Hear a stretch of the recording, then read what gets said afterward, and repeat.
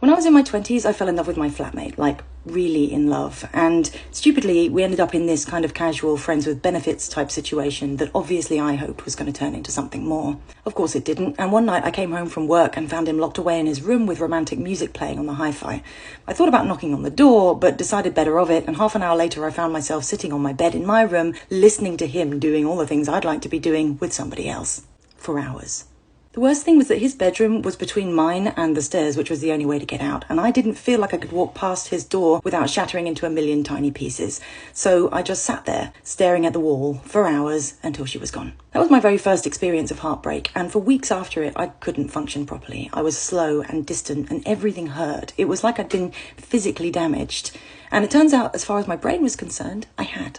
In a landmark study in 2003, researchers had participants strapped into VR headsets playing a game of cyberball with two others represented as cartoon avatars. Now, for the first round, the ball just shot back and forth as you'd imagine it to. But pretty soon, the two other players started passing only to each other, completely ignoring the first player. Now, in reality, there was only one human player up against a computer programmed to reject them so the scientists could study what being excluded did to their brain.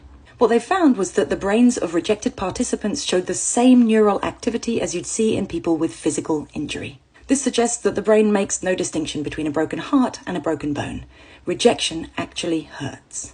Since that original study, there have been more. Researchers have found that seeing a picture of your ex-partner or just a video of disapproving faces can activate the same brain regions as physical pain. And other researchers have even found that pain-relieving medication can reduce the emotional distress of rejection. I'm not suggesting you try that, though. If you want to take medication for any reason, please talk to your doctor first. So why does this happen? Well, most likely it goes back in our evolution to a time when social relationships literally kept us alive. Perhaps, just like physical pain, the pain of rejection evolved as a signal of threat to our lives. And maybe nature simply borrowed the existing mechanisms for physical pain rather than create new ones for emotional pain. This all makes a lot of sense, but what can we do about it? We can't avoid rejection without seriously limiting our lives. But what we can do is start to take this kind of emotional pain more seriously. We can set healthy boundaries with things like social media and unfollow people like exes or friends who've disappeared. We can give ourselves time to recover from things like breakups or failed job interviews, and we can be kinder to ourselves when we're hurting.